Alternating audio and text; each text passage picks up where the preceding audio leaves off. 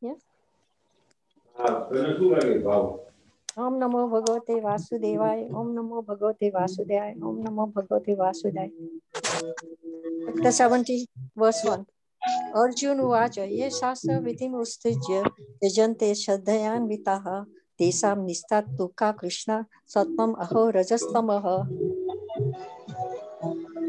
Mataji, I can hear nice music in the background. Can you everybody else?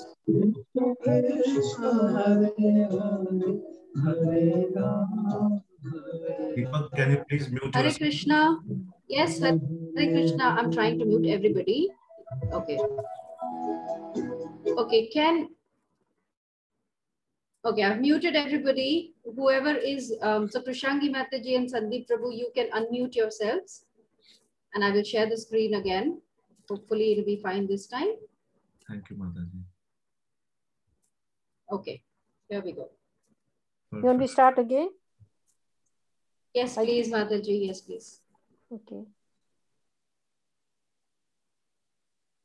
अतः सप्तोध्याय अध्याय ओम नमो भगवते वासुदेवाय ओम नमो भगवते वासुदेवाय ओम नमो भगवते वासुदेवाय. अर्जुन उवाच ये शास्त्रं विधि उत्सृज्य यजन्ते श्रद्धयान्विताः तेषां निष्ठा तुक्का कृष्ण सत्वम् अहो रजस्तमः. Arjuna inquired, O Krishna, what is the situation of those who do not follow the principles of scriptures but worship according to their own imagination? Are they in goodness, in passion, or in ignorance? Number 2. Shri Bhagavan Uvacha Trivida bhavati shraddha dehinam sa svabhavaja satvaki rajasi chaiva tamasi eti tam shunu.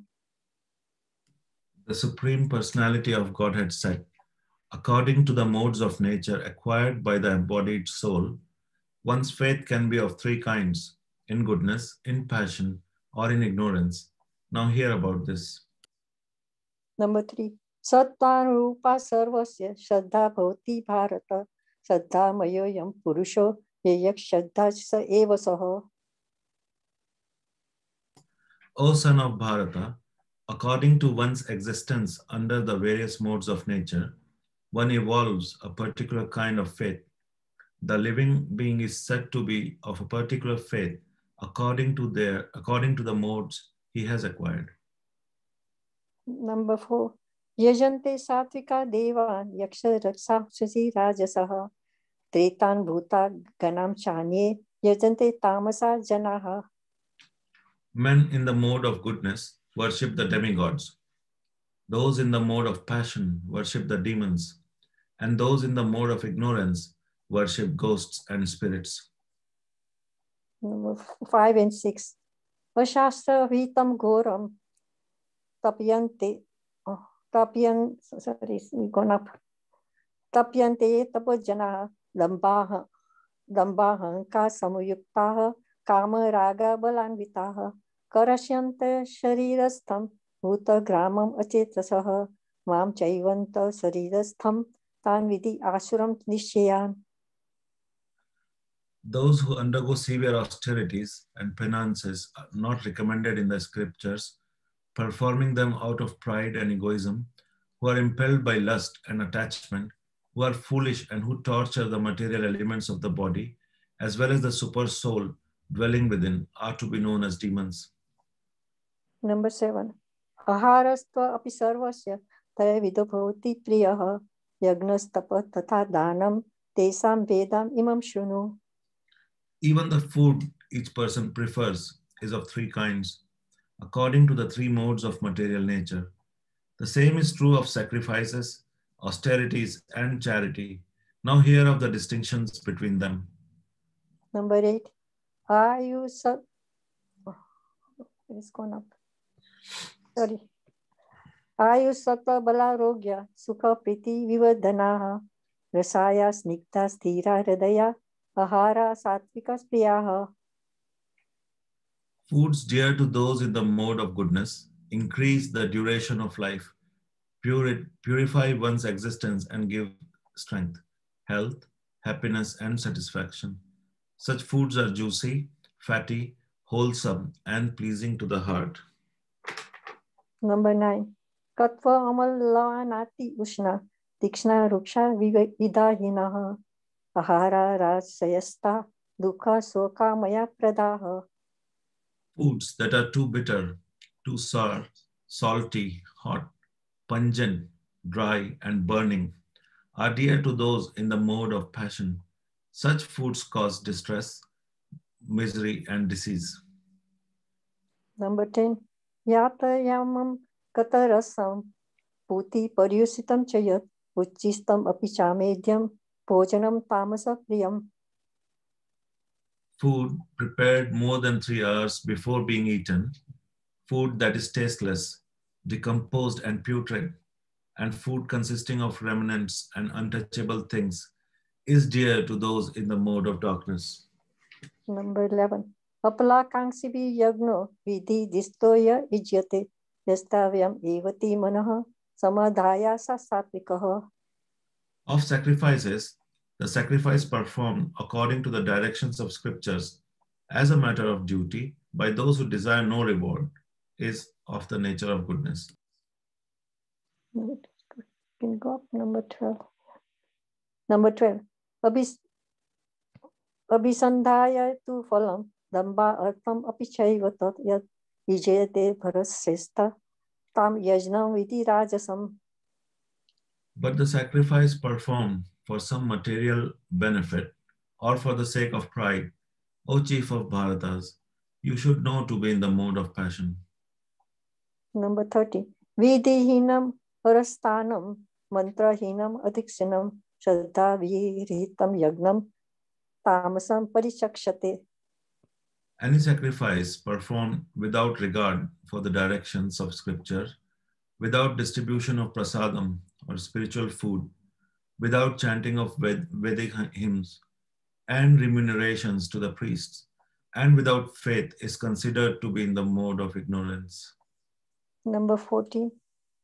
Deva Dvija Guru Pragna Pujanam Socham Ajavam Brahmacharyam Ahimsa cha Shariram Tapa Uchyate. Austerity of the body consists in worship of the Supreme Lord, the Brahmanas, the spiritual master, and superiors like the father and mother, and in cleanliness, simplicity, celibacy, and non-violence. Number 50. Anudvega Karma Vakyam Satyam Priyahitam Chaya Swadhyaya Payasanam Chaiva Panmayam Tapa Uchyate. Austerity of speech consists in speaking words that are truthful, pleasing, beneficial, and not agitating to others, and also in regularly reciting Vedic literature. Number 60. Mana Prasada Samyatvam Monam Atma Vinigraha Bhava Samsudhi iti etat tapamanasam uchyate. And satisfaction, simplicity, gravity, self-control, and purification of one's existence are the austerities of the mind. Number 70. Shadaya paraya taptam tapastat trividam narayaha apala kangsibhi yuktaiha satvikam parishakshate. This threefold austerity, performed with transcendental faith by men not expecting material benefits, but engaged only for the sake of Supreme, is called austerity in goodness. Number 18.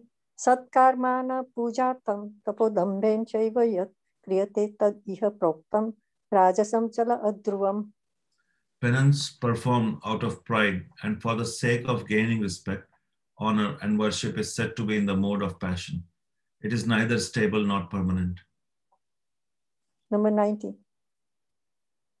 Mudagrane nat manoyat pidaya kriyate tapaha paryusat sadhanartham va tat tamasam udaratam.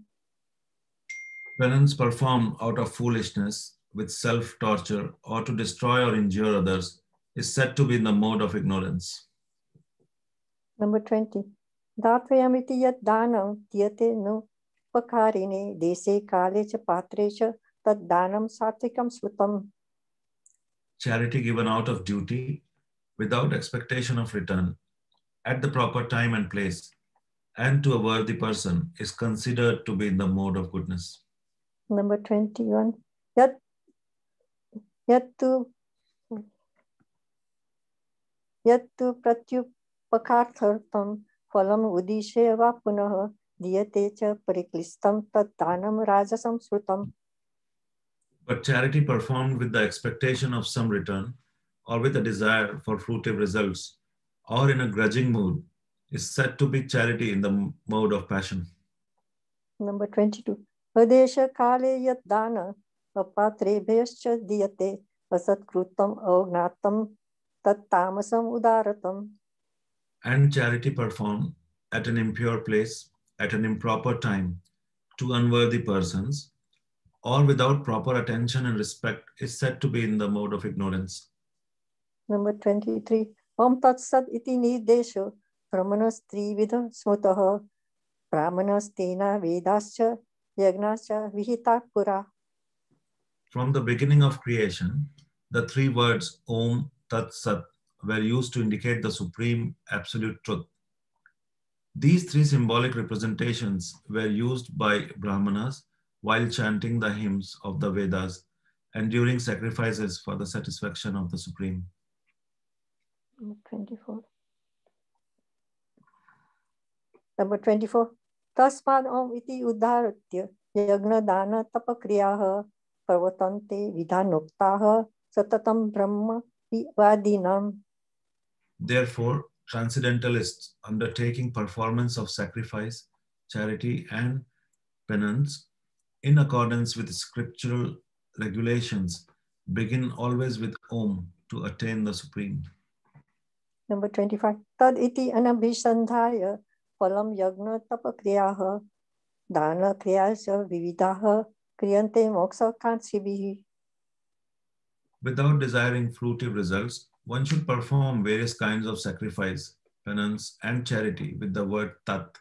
The purpose of such transcendental activities is to get free from material entanglement.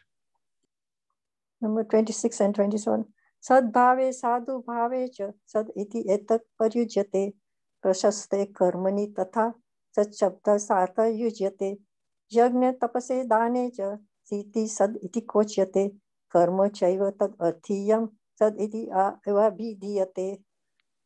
The absolute truth is the objective of devotional sacrifice, and it is indicated by the word Sat.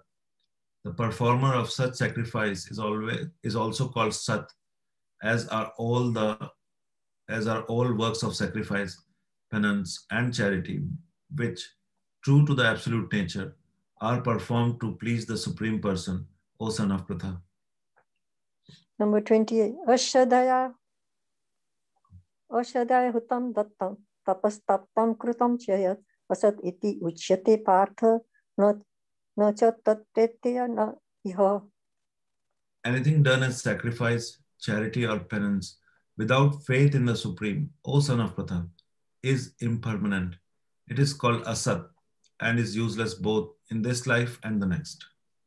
Om Tat Sat iti Srimad Bhagavad Gita Upanishastu Brahma Vidyam Yog Shastra Shri Krishna Arjuna Samvade Shraddha Trayash Vibhag Yoga Nam Sapta Dasa Adhyaya. Thank you. Thank you. Thank you, Krishangi Mataji. Your Sanskrit recitation was going like unbelievably fluent. So nice. We all should learn from you. Brilliant.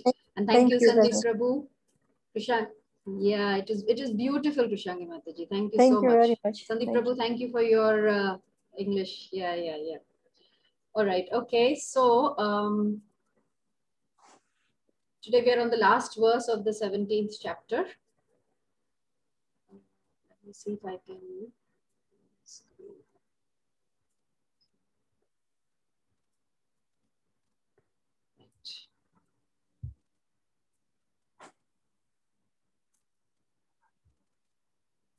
So you all can see the screen? Yes. Okay. Yes, Mataji. Okay. Thank you. Thank you for confirming. I think before we start, so we just say our prayers. Om Agyantimirandasya Gyananjana Shalakaya Chakshuranmilitam Yena Tasmai Shri Guruve Namaha. He Krishna Karuna Sindhu Dinabandhu Jagatpate Gopesha Gopika Kanta Radha Kanta Namastate Tapta Kanchana Gaurangi Radhe Vrindavaneshwari Vrishabhanu Sute Devi Pranamami Hari Priye Panchakalpatarubhascha Kripa Sindhu Devacha Patitanam Pavanebhyo Vaishnavebhyo Namo Namo Jai Shri Krishna Chaitanya Prabhu Nityananda Shri Advaita Gadadhar Shrivasadi Gaura Bhakta Vrinda Hare Krishna Krishna Krishna Hare Hare Hare Rama Rama Rama Hare Hare Om Vishnu Padaya Krishna Prasthaya Bhutale Srimate Bhaktivedanta Swami Dinamini Namaste Saraswati Devi Gauravani Pracharine Nirvishesha Shunyavadi Paschata Deshatarine.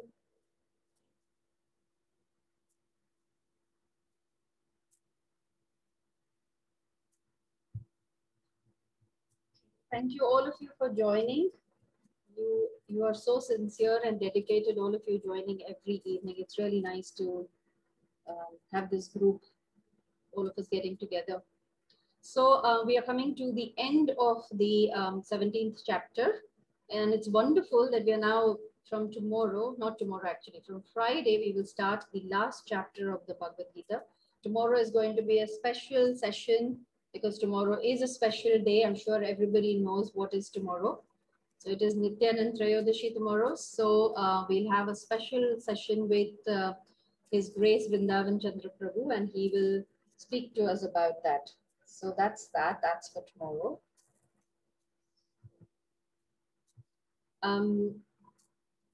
Mukund Hari Prabhu very nicely does this chapter summary. So now we are on the concluding verses 23 to 28, which is the conclusion as it says, Om Tat Sat. So in this chapter, what we have been discussing is about the sacrifice, charity, and austerity, and how they are done in different modes. Of course, we've also discussed foods. So different things have been discussed. A lot has been spoken about sacrifices, austerity, charity. Now, the thing that Krishna will speak, and you will learn about it in the next chapter, is that these three things should never be given up. So austerity, charity, and sacrifice should never be given up, but it should be done for the Supreme. And if it is performed without faith, then it is called asat. So that is what is being described over here. So let's read the verse for today. Ashraddhaya hutam dattam tapastaptam kritam chayat asaditi uchyate partha nacha tat pretya no iha. Translation and purport by Srila Prabhupada, Srila Prabhupada Ki Jai. Anything done as sacrifice, charity, or penance without faith in the Supreme, O son of Pritha, is impermanent. It is called asat and is useless both in this life and the next. So does anybody want to read the purport today? Any Can I read volunteers it? for reading the purport? Can I read Yes, it, Mataji? yes, Shukramataji. Yes, Shukramataji. Please go ahead. Hare Krishna. Anything done without the transcendental objective, whether it be sacrifice, charity, or penance, is useless. Therefore, in this verse, it is declared that such activities are abominable. Everything should be done for the Supreme in Krishna consciousness. Without such faith and without the proper guidance, there can never be any fruit. In all the Vedic scripture, faith in the Supreme is advised. In the pursuit of all Vedic instruction, the ultimate goal is the understanding of Krishna. No one can obtain success without following this principle. Therefore, the best course is to work from the very beginning in Krishna consciousness under the guidance of a bona fide spiritual master. That is the way to make everything successful. In the conditional state, people are attracted to worshipping demigods, ghosts, or rakshas like Kuvera. The mode of goodness is better than the modes of passion and ignorance, but one who takes directly to Krishna consciousness is transcendental to all three modes of material nature. Although there is a process of gradual elevation, if one, by the association of pure devotees, takes directly to Krishna consciousness, that is the best way. And that is recommended in this chapter. To achieve success in this way, one must first find the proper spiritual master and receive training under his direction. Then one can achieve faith in the Supreme. When that faith matures in course of time, it is called love of God. This love is the ultimate goal of the living entities. One should therefore take a Krishna consciousness directly. That is the message of the 17th chapter.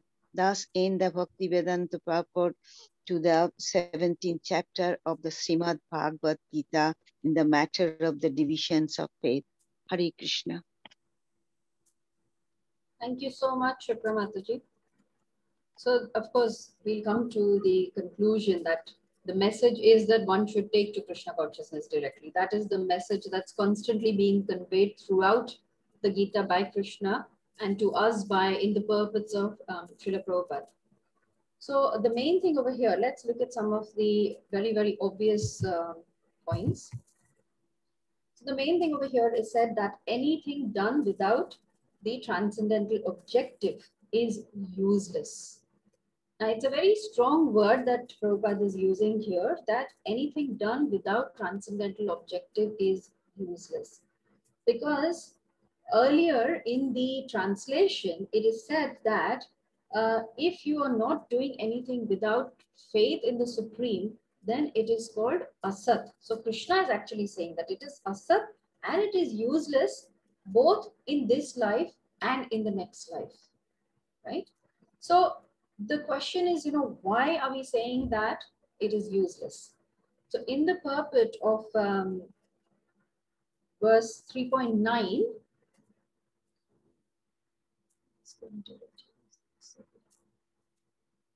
yeah, so in the purport of verse 3.9, it says that one has to work for the satisfaction of Vishnu. That is true. But any other work done in this material world will be a cause for bondage. Whether it is good or evil, there is reaction, and the reaction will bind the performer, right? So when we think about, let's say we are thinking about sacrifice. Everybody has to perform some or the other sacrifice. Like a mundane example, that as children, we have to go to school. That's a sacrifice, that's an austerity, that you're going to school and you have to do this continuously for so many years. As parents, there are so many sacrifices that one performs. When you're working, there are sacrifices that you're performing, because when you're working also, there is austerity, there is charity, there is sacrifice, you're paying taxes, you're performing the austerity of doing this day in and day out, every single day. So there is sacrifice that we are performing in our normal day-to-day lives also. But like the example of, say, going to school. So it says over here, Krishna is saying that you are performing the sacrifice, but without faith, it is useless. If you think about this as a very, very relatable example, is that when you're going to school, you are expecting. So when you're going to school and you're in a science class and the teacher is teaching you about atoms and protons and neutrons and God knows what all else. The sacrifice over here is being performed with the faith that once I learn all these things and I graduate from here after getting this knowledge, then I will be able to go out into the world and get some result out of it. What is our result? Is that we want to get a job. Education system, today's education system is focused only on that, you know, we are being trained, all of us, in order to then go out into the world and be, you know, able to get a job, look after ourselves, and then obviously look after the society in the long run.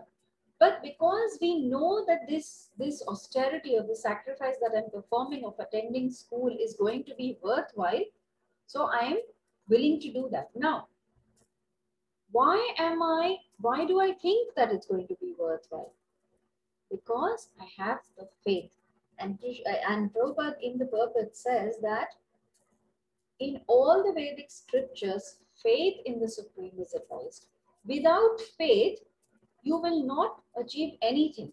So whatever you do, if you don't have faith in the Supreme, then you will not achieve anything. Like, if you're going to the school, but if you don't have faith in the system, if you don't feel that this is going to give me something back, none of us would go to school. None of us would spend so much of our time and energy and resources to go to a school. So if you take these two examples, you know, it's running parallel, you will realize that it's, and for some reason, because we are so conditioned, it is so easy for all of us to automatically take faith and have faith in the authorities. Like, if my teacher in school is telling me that 2 plus 2 is 4, I don't question her. How do you know that 2 plus 2 is 4? I don't question her, right? But if on my spiritual path, if I'm being given this information that Krishna is the Supreme, at that time, I have so many questions. Now, nobody's saying that asking questions is wrong. But the point here is that our conditioning is so deep and ingrained that any authorities who is in this position of authority, like a teacher or parent or even the bosses or, you know, leaders, if they tell us something, we accept it. So 2 plus 2 is 4. Why is that? Because, you know, my teacher is teaching me this. Somebody has taught my teacher this, and somebody else has taught. So it's coming down. It's been going on for years. And that is the same way that we should have faith in Krishna. If we don't have faith in Krishna, and then if you're performing anything, then you will not get the results, right? And that is what over here in the verse and in the purport, Prabhupada says that in all Vedic scriptures, faith in the Supreme is advised, right? So, so it says, the quote that I've taken is, a strong faith that by Krishna consciousness one will be elevated to the highest perfection of life is called Vyavasayatmika intelligence, right? So that's it. What is happening to us is that the word here used when you don't have faith is called asat. Now, asat meaning false. In some places it also is, Prabhupada also gives the explanation that it is impermanent. In this verse it says it is impermanent. It also says that it's temporary, impermanent, temporary, false, illusion. What we are trying to do is that we are trying to look for eternal happiness in a place which is temporary. How can we ever find something eternal in a place which is temporary? So in this material world, all of us, you know, we are trying to, like Prabhupada said, that people want to be successful and they're working very, very hard. And we've all experienced it, right? When we're growing up, we're working hard at school, at universities. When we get jobs, we're married, we want to give the best to our children, you know, a good house, wife. And there's so many things that we want to do for the children, you know, ballet classes and dance classes and singing classes and, you know, horse riding and and all of these things. And at the end, the man is working so hard, be it a man or a woman, like, you know, everybody is working so hard that he's never at home actually to enjoy the fruits of his hard work. So his happiness is just in his mind. It's just a mental creation that I have achieved so much, I am happy, you know. But where are you getting the time to even enjoy your happiness, to enjoy the fruits of your labor? Whether it is a good house, you don't even live in that house. You know, you've got children, you don't have time for your children. So it's almost like, you know, like everybody, it's called the rat race, that we're running, but we don't know what is the final line. What are we running for? The reason is that we are identifying ourselves so much with this external body, and we've forgotten who our true self is. And we're constantly just running behind something, thinking that I will get happiness. And that is why sometimes we need these very harsh words from, and in the Bhagavad Gita, Krishna actually does that. Krishna is using words like, this place is a place of eternal unhappiness, right? He's saying things like, you know, there is constant misery. Do not expect to ever be happy. These are harsh words. Sometimes if somebody hears, it's like, you know, why are you being so negative? The reason why you need to be negative is that we don't recognize that there is miseries in the world, because we always think, you know, that it's fine, you know, I'll do this, I'll be happy, I'll buy a bigger house, I have a good job, I'll have a bank balance, you know, wife, children, and I'll be happy. But we have to recognize these miseries. Unless we recognize these miseries, there is no impetus for spiritual life. And that is why our acharyas and our shastras and Krishna himself is speaking to us through the pages of the Bhagavad Gita, speaking to us through his conversation with Arjuna and giving us a push. Because what's also happening surprisingly, and it's not that it's happening only now, because when Prabhupada was preaching in the West, and once he was preaching to some students, and he said that if you don't understand who you are and don't take to the spiritual path, then in the next life you might be born as a dog. And one of the audience members stood up and said, what is the problem in being born like a dog or being born a dog? I don't see any problem. So we've come to a stage where, you know, we don't think that there's any issue. We've also come to a stage where we think that death is the end. So because death is the end, why should I worry about anything? I am going to die anyways, be it today or tomorrow or whatever. You know, some people realize that, yes, you know, I could die even tomorrow. So let me just enjoy. But the problem here is that death is actually not the end. And that is where is the confusion. So many hundreds and thousands of people do not want to think that there is something beyond death. The reason is, it's almost like, you know, burying your head in the sand is not going to take the troubles away. But this is what people are doing, that, you know, there's nothing beyond death, so I don't have to worry. I'm just going to enjoy this life that I've been given. Surprisingly, all of us, we make so many plans for our future. You know, and correct me if I'm wrong, but all of us is planning that, you know, okay, my children are in uni today, I've got this property, I will, you know, I can do this, I can probably help them with this, getting this house. I'm planning that in 4 years' time, I will be able to stop working or maybe part-time, and then I will do this. And so there's all this planning happening right from the time a child is born. The parents start planning, then the child starts planning. We all plan. And the surprising thing is that we're planning for this, but we don't plan what is going to happen after death. That is so important, Because the journey of the soul does not end at death, it continues. But there is no knowledge about this. There is no information about this. And that is why we're just planning about this. We're just focusing on this current body that I have. You know, I constantly think about what I can do with this body and what I have to do to make this body happy. So identification with the self is so deep. Even though we hear and we read and we listen to everybody talking about that I'm not this body, I'm this soul, sometimes it just stays as an information which is there, but it has not been processed and then applied.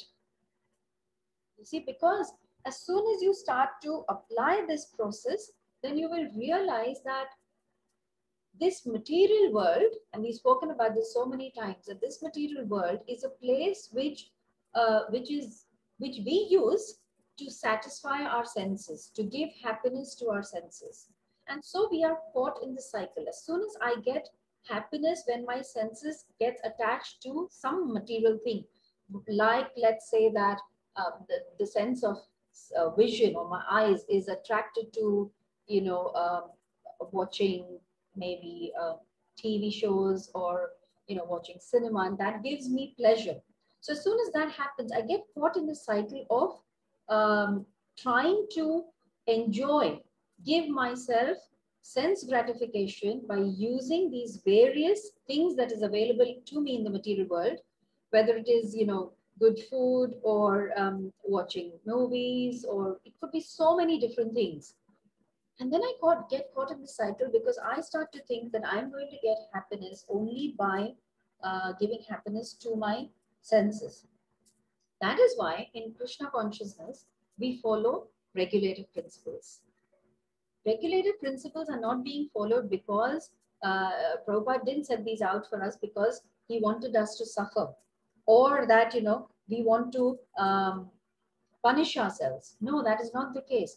The case is that when we start following the regulative principles, you start slowly understanding that I can be happy even without using material things to satisfy my senses, because now I have started to use spiritual things. Like my vision, my eyes is used to take darshan of Krishna. My ears is used to listen to Krishna Katha. My tongue is satisfied by having Krishna Prasadam. And slowly what happens is that you start to realize that you are a spiritual being. That is self-realization. So just before I talk about this, so what's happening here is when we start to realize that I am this self, I'm not the body, but I am something else. And that self-realization starts happening. And then Prabhupada is talking about how people are attracted to worshipping demigods, ghosts, or yakshas like Kubera. Now, why are we doing this? Again, we are doing all of this is because we are expecting some kind of material benefits. And I don't think I need to go really deep into this because I am sure all of us have experienced this. It's not even something that, you know, you hear, but we all have experiences while growing up and even, you know, before coming to Krishna consciousness, that we're always asking something from demigods, right? We always are expecting and asking. Like we go to the temple, and Prabhupada always gives this example that, you know, I've got my exams, and if I clear this exam, I will give you, you know, I will give you half a kilo of the motichur laddus. It's like, you know, a give and take system. You do this for me and I'll do this for you, right? And then we constantly worship this. And then in the purport, it says that, it says that, I was talking about the Vedas, and I'm sure I read something about that. And the conditions are in mode of goodness, okay, but one takes directly to Krishna consciousness.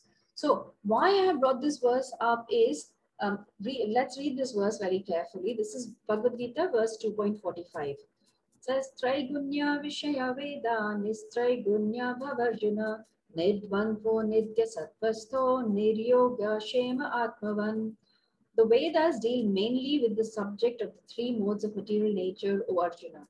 Become transcendental to these three modes, be free from all dualities and from all anxieties for gain and safety, and be established in the self. So here in the purport, Prabhupada is saying that, yes, in the conditional state, we are attracted to worshipping demigods. The mode of goodness is better than the modes of passion and ignorance, but one who takes directly to Krishna consciousness is transcendental to all these modes of material nature. And the same thing is being explained by Krishna to Arjuna here, that yes, there is the Vedas. The Vedas is giving you all these ways of how you can worship, but Arjuna, rise up, become transcendental to all these, be free from all these dualities.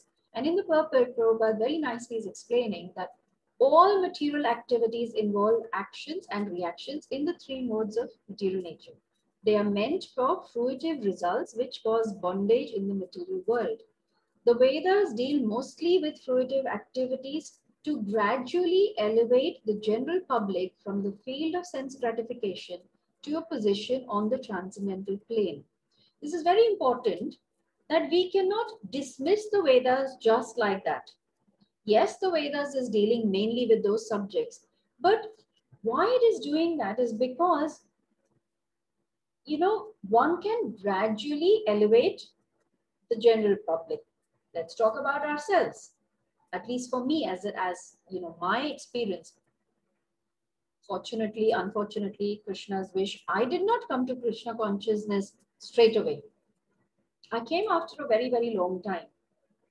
And before I came to Krishna consciousness, 100% I did these things, which is worship the demigods, perform sacrifices for something in return. But it says, Prabhupada does say that, you know, yes, we perform all these things, but gradually then we elevate ourselves and we start going away from sense gratification. And I think this is a very good example. Now, if you, in my mind, now I'm going to remember this very nicely. When you see scales, you know what the scale does, right? Like in Vrindavan, you say, you know, can you give me, say, you know, half a kilo of apples? And then you see, you know, they'll put the weighing, what's that called? The weight on one side and the apples on the other side. Krishna consciousness, spiritual life is something like that. You see over here, as soon as the vendor puts the weight and the apples, they're equal, so it balances out, right? Very clear understanding? Now, for us, what we have to do is, we don't want the scale to be balanced. We want the scale of self-realization of our Krishna consciousness, of our spiritual path to go up. How we can do that? As soon as we lower our desire for sense gratification. There is an equal, you know, you can see that the reaction, as soon as this goes down, it's like, what's that called? In physics, we study that, equal and, no, what's that? Opposite reaction. Something Newton's like that. third law. One of the laws of Newton's third law, exactly. One of the laws of Newton, right? So apply that here, that as soon as I start to understand, self-realization starts going up, and you can see it in our own lives. We have experienced this. As soon as we take to the process of spirituality, process of Krishna consciousness, as soon as we start understanding, who am I? You know, what is the meaning of life? Why am I here? Why is I'm born in the same family? Why is something happening to me which is different to what's happening to my sibling? What could be the purpose for it? So as soon as you start asking these questions, which is self-realization, you know, slowly the sense gratification starts going down. You start realizing that, hang on a minute, there's no point in me satisfying my senses, trying to be happy in this material world, because this is asat. This is impermanent. This is not going to give me eternal happiness. And then, as soon as we start identifying ourselves with the true me, which is the soul, excuse me, at that time, immediately one starts to, well, I will not say immediately, but a gradual process is that Once you start realizing that, then you become like the lotus flower, where the dirty waters where the lotus flower is blooming cannot touch it. Or like the example that is given, that a tortoise, when it sees that there is some danger, it pulls its senses inside. Same way, as soon as we take to Krishna consciousness and realize that whatever is happening to me in this material life, be it distress or happiness, be it fame, infamy, be it all kinds of experiences that I'm having, is A, temporary, B, because this is what I need in order to realize myself, take my spirituality seriously, and go closer to Krishna. Right? So I hope you will remember this analogy of the scale, because I thought it's really nice to remember this. Anyways, let's see. Okay, and then the very, very important thing that Prabhupada is speaking about in the purport is that to achieve success in this way, one must find the proper spiritual master and receive training under his direction. Yeah. Now we have spoken, all of us have heard this, and we have spoken this in our lectures many times about the importance of finding a spiritual master. And in this purport also, it's being said that you need a spiritual master. No, why is that? The reason is that, and we've discussed this before also, for material education, you need somebody who can teach you. So in the same way, for spiritual education, also you need somebody who can hold your hand.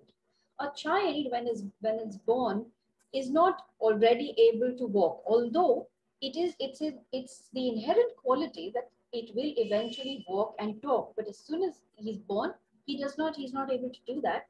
And then he has teachers in the form of his parents, in the form of his siblings, and whoever else. So same way, for when you are in taking this path of spirituality, you are like that child who has to learn how to hear, how to talk, and how to walk on the spiritual path. So you need somebody who is able to hold your hand and to guide you on this path, right? And as you can see, spiritual masters, again, we have discussed this many, many times, that spiritual master has to be a bona fide spiritual master, somebody who is coming in the parampara system, somebody who knows this knowledge, who has already realized himself. And that is why he can impart it to us. If I don't know anything, and I don't, I'm just repeating, but let's not take my example, very bad example. But if the acharyas, who's going to guide us, who's going to teach us about Krishna, if he doesn't know, how is he going to teach us? And we've seen many times that we've got fake gurus, and we've discussed all of these things. That's why it's so important to take the shelter of a bona fide spiritual master who is going to guide you and teach you on this path of spirituality. Prabhupada said that Krishna conscious is very easy for the simple, and it can be very complicated for the complicated. For the people who have complicated minds, who sometimes do not take things which are given, which are very, very easy instructions. But the point here is whether it is easy or not easy, you need somebody who can tell you. Like, I'm sure most of you who are on this call will agree that if you had already read the Bhagavad Gita previously, reading the Bhagavad Gita on our own, I don't think would give us the kind of understanding where, when we all sit together and we read and we discuss, share our realizations, ask questions with each other, and then the understanding. Like, for my own self, I feel that, every time that I read or I hear or read the purports, there's something like, it's like a light bulb going on. Oh, I didn't think of this before. Or I didn't think of this aspect of this angle. You see, when I hear from somebody who's talking about this. So That's why you need somebody who can guide you. And again and again and again, Prabhupada constantly is talking about the importance of a spiritual master, taking shelter of a spiritual master and a bona fide spiritual master, right? So I think these are the important things that we had to cover in this verse. And I was hoping that we can talk something about a special day that is today. So what is the special thing that's happening today? Anybody wants to shout out if you've already realized it? Varaha Jain. Thank you. Thank you. Thank you. Yes, that's it. So I was thinking that maybe we could speak a little bit about the appearance of Varahadev. I'm sure most of you already know the story, but let's just listen to the story again. So, as we know that Varahadev is an incarnation of Lord Krishna, and he appeared as a boar. So the story goes that in ancient time, there were two brothers, Hiranyakashipu and Hiranyaksha. Obviously, we know there is a background story that they were Jay and Vijay and that, but we won't touch on that. So these two brothers, they were demons born to the sage Kashyapa Muni, and especially out of them, the younger brother Hiranyaksha was very, very greedy. And he was a collector of gold, and he was extremely greedy. He exploited Mother Earth. And then Mother Earth she fell into the ocean, right? Now, Lord Brahma, who is the creator, secondary creator, not the primary creator, who's the creator of the universe, was thinking that how can we lift the earth out of the ocean? And at that time, while he was praying, at that time, through his nose, a small form of a boar came out. Really, really tiny, like so tiny that probably it is just the tip of the thumb, that tiny. But the little boar then took on huge size, yeah, very, very big size. And this was Lord Varaha. Now, Lord Varaha then, he flew into the sky, and he knew that, okay, see again, because he appeared as Varahadev, which is a boar, and boars generally use their sense of smell when they are looking for food or looking for anything. So Varahadev, because he's appeared as a boar, he used his sense of smell, and he realized that the earth is in the ocean. So he dove deep into the water, and then he picked up the ocean on his tusk, and he got the why is he picking up the ocean? He picked up the earth on his tusk, and he brought it out of the water. And then, of course, then there was a fight with Hiranyaksha, and then Lord Varahadev killed the demon eventually. But this is just in short of the appearance of Lord Varahadev. And today I read this quote by Bhakti Rasamrita Maharaj, and I thought I should share it with all of you.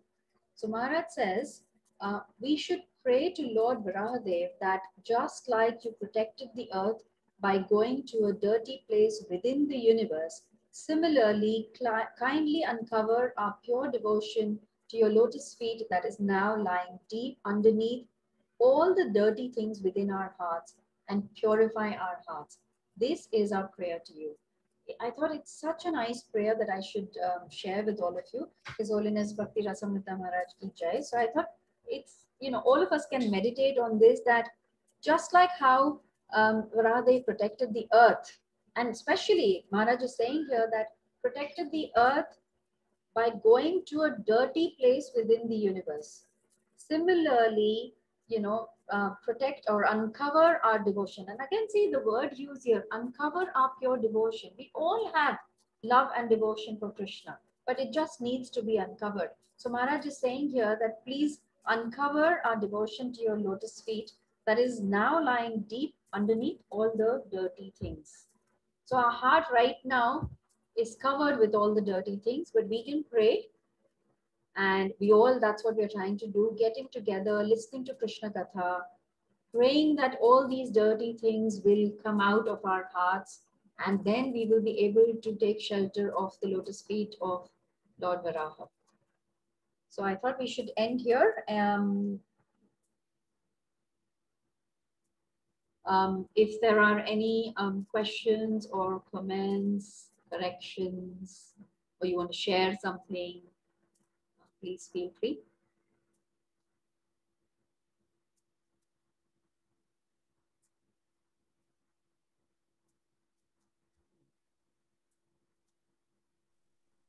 Nobody? No questions? No comments? Oh. Hare Krishna, Madhu Kumari. Thank you Krishna, for Hare Krishna. Thank you for your lovely class as usual. I just wanted to, I was thinking because, you know, even when we were in India or even here, some of the people, you know, but not everybody is come straight to Krishna conscious, they take time. And I was speaking to somebody, at least they have some kind of a faith. So, you know, so at least to start with, when they don't know Krishna, their family is not used to, when they're like demigods and things. So we should not disturb them. We should let them do, and then eventually, of course, Krishna is in everybody's heart. At least they have some faith. Eventually, gradually, of course, Krishna's guidance, they will come to Krishna consciousness, but not to criticize them or tell them, you know, you're doing wrong thing or anything. At least they have a faith. Slowly, I'm sure Krishna will, you know, guide them to come to Krishna consciousness. I mean, I wasn't Krishna conscious from the beginning, but my family was very pious, religious, I mean, doing right thing. But eventually Krishna did bring, so we should not criticize anybody that, you know, whatever they're practicing. Eventually they will come to Krishna. That's what I just, yeah.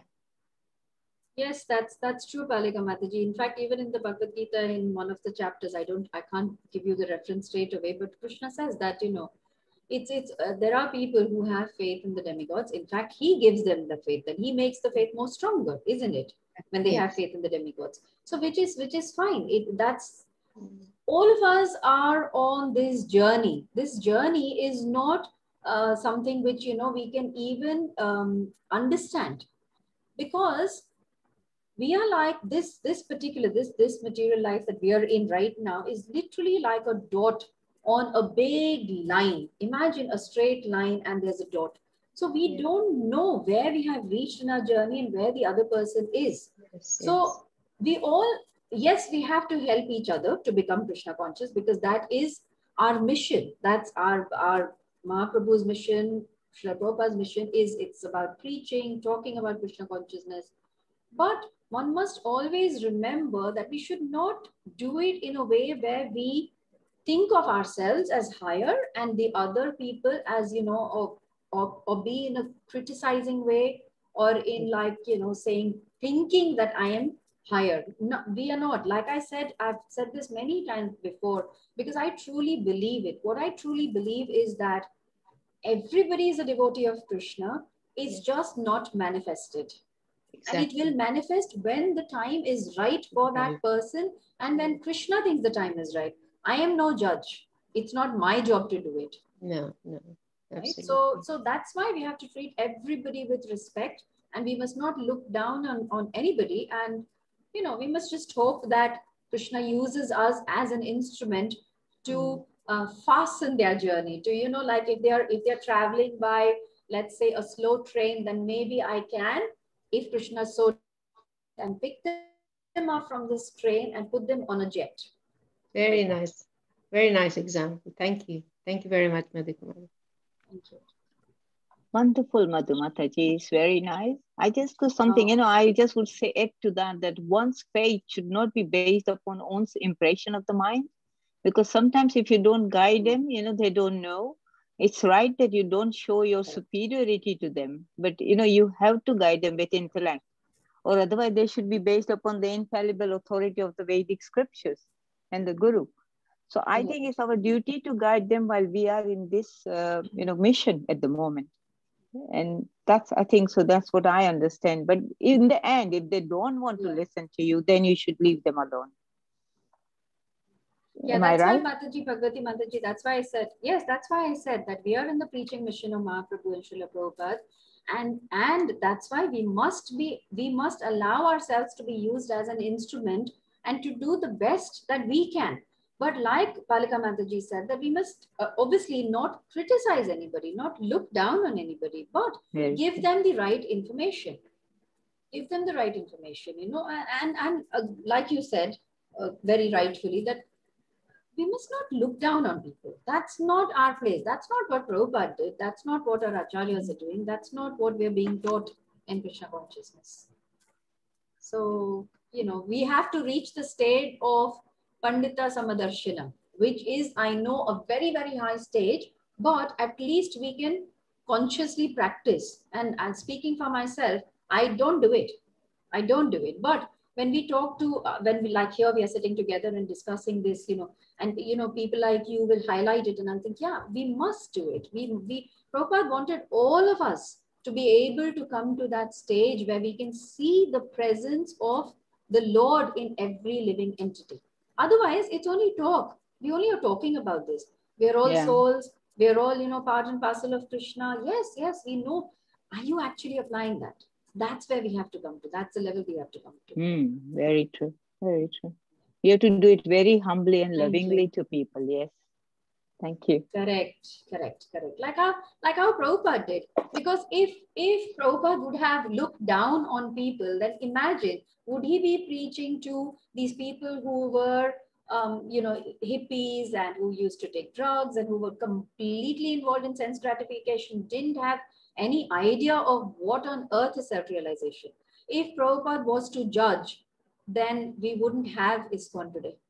I wouldn't be here if Prabhupada was to judge, because, you know, what is my qualification? Who am I? Why am I here? It's only because we are not being judged. That's why I'm here. Very true. Very good. Thank you. Hare Krishna, Any Madhu other question, comments? Hare Krishna, thank you very much. Rupa Mataji. That's wonderful. Thank you.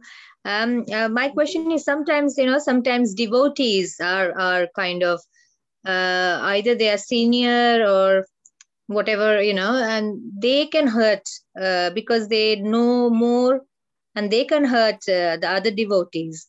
So not only that we should not criticize non-devotees or those who are not in Krishna consciousness, even the devotees who are, like, there are different stages of devotees as well in ISKCON, isn't it? And we should not be hurting because, you know, some people know more, some people know less, some people are doing some service, some people are doing other service. So we should respect each other as well. So if even devotees hurt each other, and I've listened to, I think it was Chiti Shakti Mataji or somebody's class I was listening, and there was a lot of confusion going on. I mean, in devotee community, and it's very sad to, you know, because Prabhupada couldn't have done this whole movement and ISKCON movement by saying you do, because they were all drug addicts and everything, and, you know, he converted them all to, you know, pure goodness. So Prabhupada was so loving. So we should all learn from Prabhupada's example that we should be first compassionate. We should be strict to ourselves and compassionate to others. But sometimes devotees are so rude just because they know more. I don't understand, you know, why it is like that, because there were like a lot of confusion in one of the groups I was saying. So they were complaining about, you know, each other being not very nice to each other. And I was thinking, that's not right. Okay, can I just let's look at this in a very, very Krishna conscious way. Let's try and do that. First thing is that we all are conditioned. So what if we have come to Krishna consciousness, and so what if we are becoming devotees, or we are aspiring to become devotees? First of all, let's get this straight, that, and I speak for myself, I do not speak for everybody else. This is how I talk to myself and I explain to myself. I am aspiring to be a devotee. I am a conditioned person. I have got lots of conditionings, right? I will make mistakes.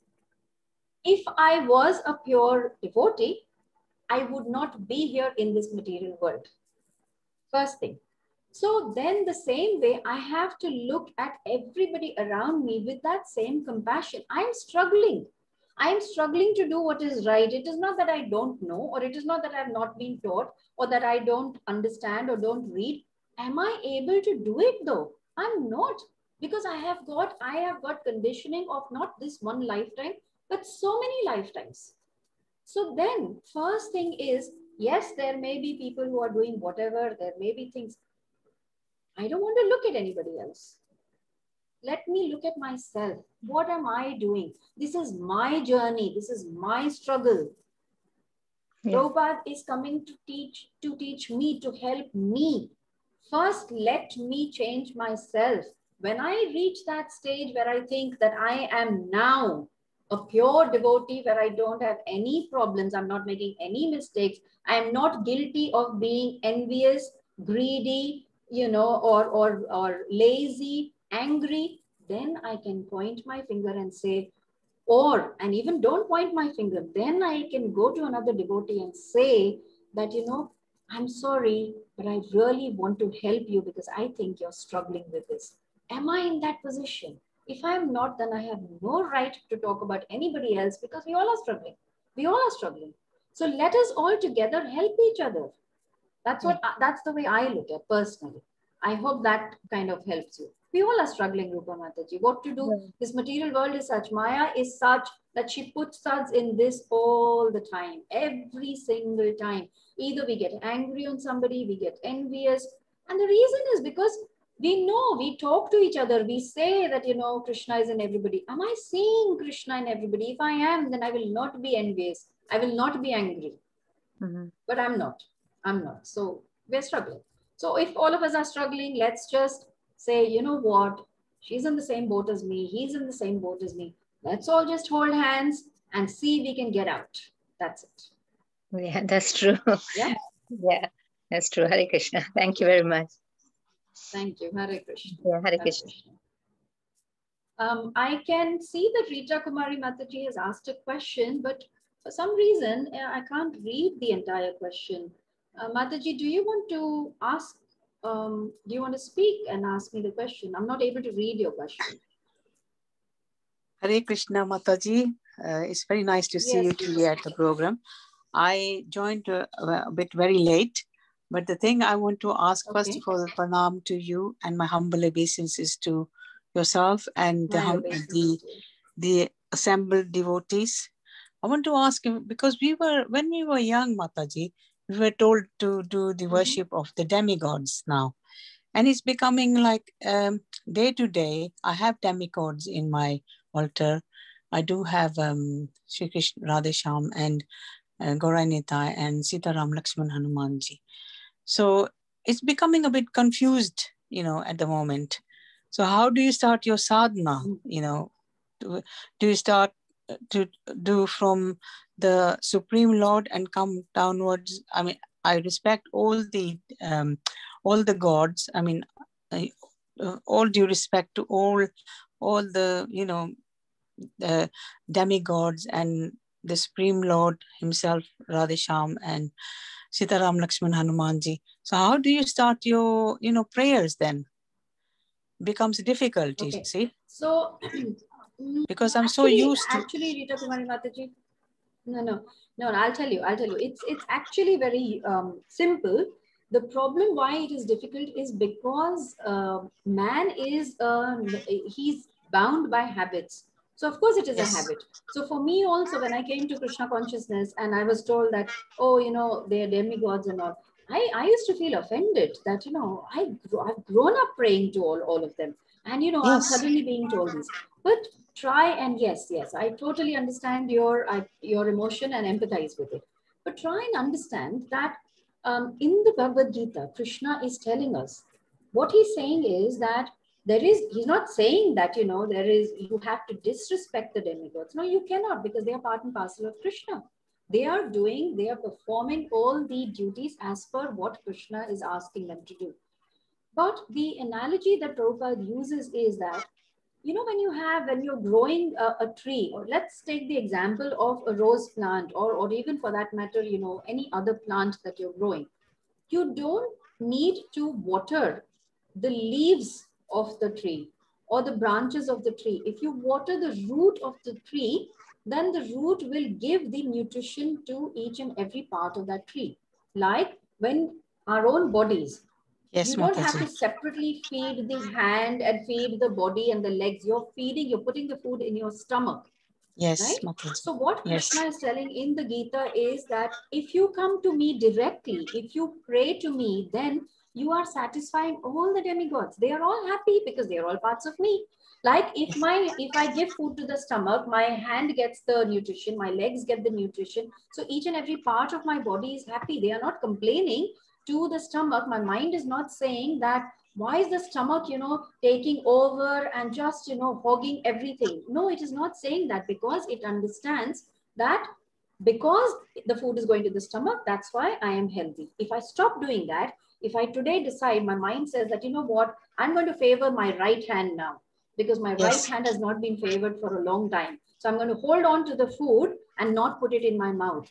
The entire body is going to suffer. Right? Yes. So Krishna is saying that if you come to me directly, the demigods are very happy. So you pray to me, they will be very happy. In fact, Shiva, Mata, they're all happy that, because why they are happy? Krishna is their worshipable Lord. Yes. You see, like just think of it this way, that I love my child so much, right? Every parent loves, right? Now, Yes, if you see a stranger, who's say probably giving a sweet to your child, or, talking nicely to the child, don't you feel happy? Yes. The demigods are all part and parcel of Krishna. They're all children of Krishna. When he sees that we are respecting the demigods, he is happy. But what he wants is that you come to me straight. You perform your worship, your seva to me, because that way then all my parts are happy. Okay. Thank you, So Mataji. we never teach that you disrespect. Yeah, we don't teach, or we don't say that you disrespect any demigod. No, we don't, because in the Shastras, in the Bhagavatam, it is said that Shiva is the greatest of the Vaishnavas. So we respect all the demigods because they're all devotees. Vaishno Devi, Vaishno is a devotee of Krishna. Vaishno Devi is a very we go to Vaishno Devi. We used to go sort of every sort of year to Vaishno Devi a lot. I mean, Vaishno Devi, Chintapurni Mataji, there's all Devis in the Punjab area. But I do get it. Is Vaishno Devi is a part and so is like part and parcel of. She's connected to Lord Krishna. Is she Lord Krishna's sister? She's not Krishna's. That story okay. First of all, I will, if you all don't mind, I will share something personal here, because for me, so I had been going to Vaishno Devi since 1995. Right. Every year without fail. Every year. Okay? Yes. Without fail. Yeah. Yes. So I can totally understand your emotion, Rita Kumari Mataji.